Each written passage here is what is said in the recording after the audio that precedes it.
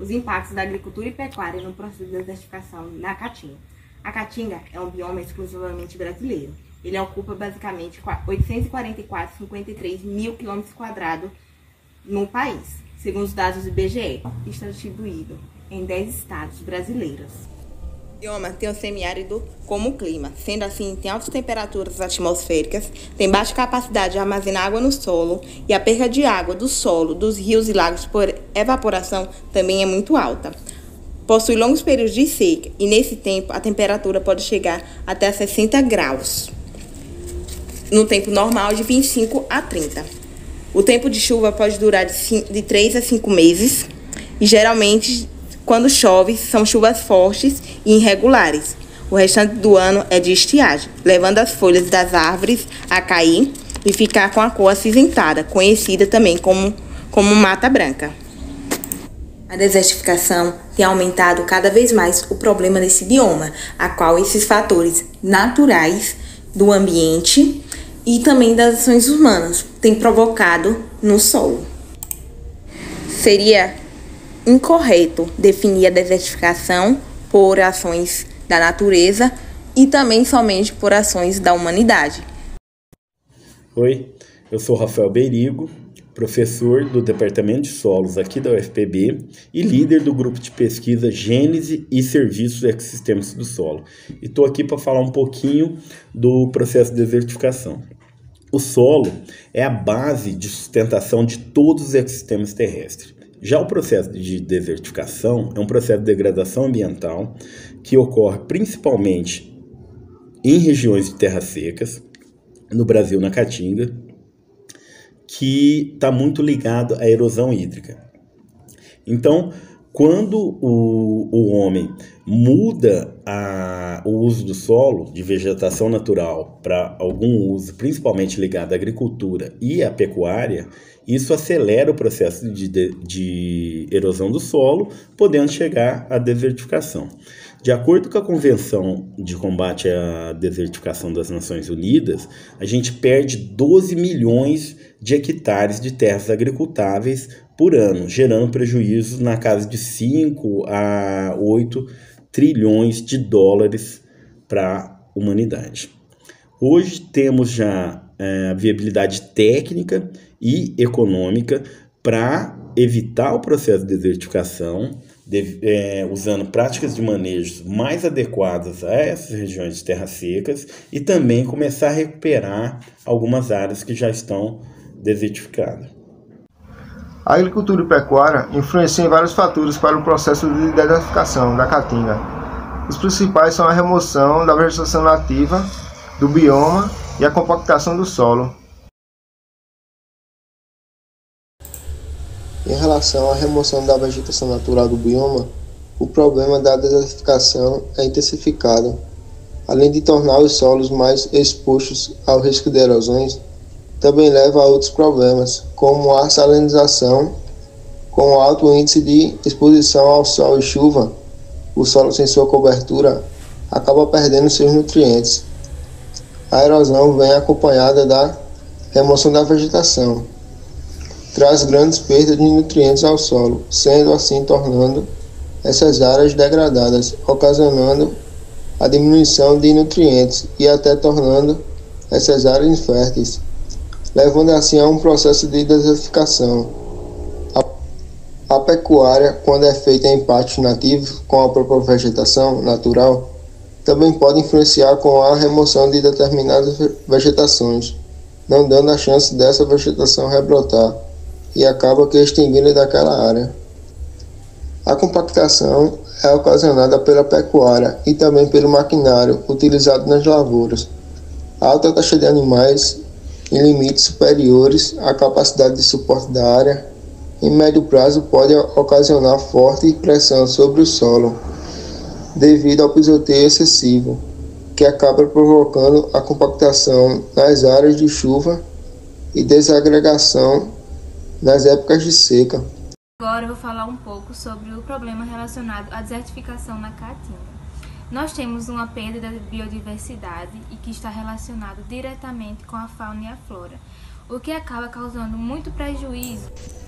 A mudança de temperatura e da umidade do solo por conta da degradação afetam os micro-organismos que habitam o solo, sendo responsável por atividades imprescindíveis para a manutenção e a sobrevivência das comunidades vegetais e animais. A desertificação, além de causar prejuízo à biodiversidade, pode encontrar um impacto preocupante à economia brasileira. De acordo com o Ministério do Meio Ambiente, o Brasil perde cerca de 5 milhões de dólares por ano, o que equivale a 1% do seu produto interno bruto. A desertificação na Caatinga causa a diminuição das fontes de renda da população que vive nesse bioma. O Instituto Brasileiro de Geografia e Estatística, o IBGE, em 2018, apresentou um dado sobre o nível de pobreza no Brasil. Entre os estados com maior índice, podemos citar o Maranhão e Alagoas, onde a Caatinga é predominante e chega a ser quase inconversível. Plantamos e não colhemos, morre tudo, falta chuva, as plantações vai tudo de água abaixo, e é um sofrimento. Não tira nada, agora mesmo no inverno não podemos plantar nada porque faltou chuva, não podemos arar a terra, não fizemos nada. Nós aqui no Nordeste, o sofrimento é muito na época da estiagem.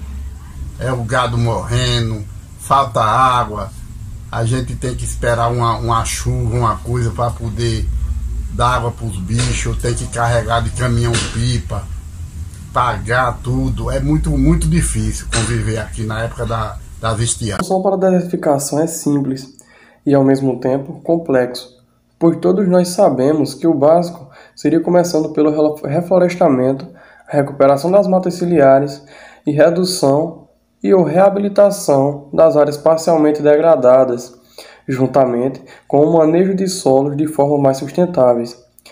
Porém, a sua complexibilidade começa a partir do momento que depende da área afetada, onde requer muito tempo para a sua reabilitação e ou reversão da situação que se encontra em estado improdutível, sem contar de apoio financeiro para sustentar o projeto de reversão. Para ajudar os agricultores, também é fornecido crédito rural e financiamentos pelo Banco do Nordeste. E recebi esse convite para falar um pouco do AgroAmigo e sobre a questão do crédito rural para os pequenos agricultores do nosso Nordeste e da nossa região. Inicialmente, o AgroAmigo ele é um programa de microcrédito que foi criado em 2005. Já temos 17 anos já de história.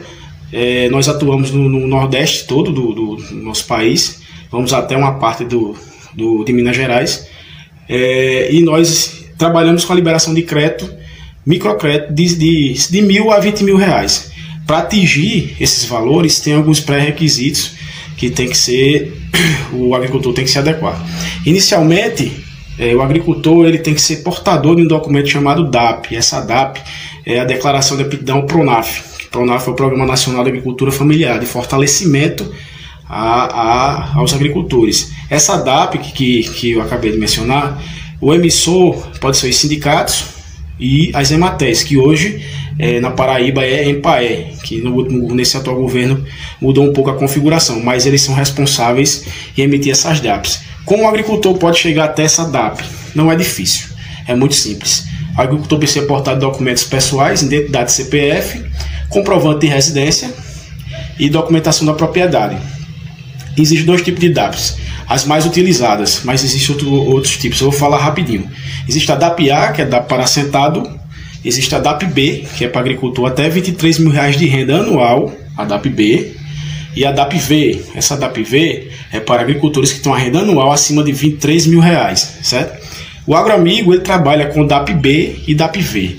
O agricultor que é portador da DAP-B, que é aquela que é até R$23.000 por ano, a sua renda familiar, ele tem acesso a um limite de crédito com o AgroAmigo de até R$6.000. Esse limite de crédito de até R$6.000 ele é voltado para a produção, para o investimento na propriedade. Por exemplo, aquisição de animais como bovinos, como caprinos, como suínos, benfeitorias, construção de cerca, construção de poço, de barreiro, de cisterna. O AgroAmigo trabalha nesse ponto. DAP-B, o agricultor que tem DAP-B, que é aquela renda anual de até R$23 mil por ano, ele tem acesso a esse limite de crédito de R$6 mil.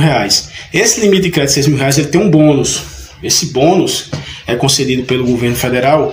Por exemplo, é um crédito também que se chama subsidiado. Você recebe R$6 mil de um financiamento e paga ao banco em torno de R$3.600, porque o bônus pode chegar até 40% de adimplência. O direito ao bônus é para pessoas que pagam antes do prazo ou até o vencimento e as pessoas que aplicam. As DAPs variáveis têm uma taxa de juros de 3% ao ano no semiárido, que esse financiamento é para ser investido em recursos hídricos, como barreiros, poços artesianos, cisternas e açudes.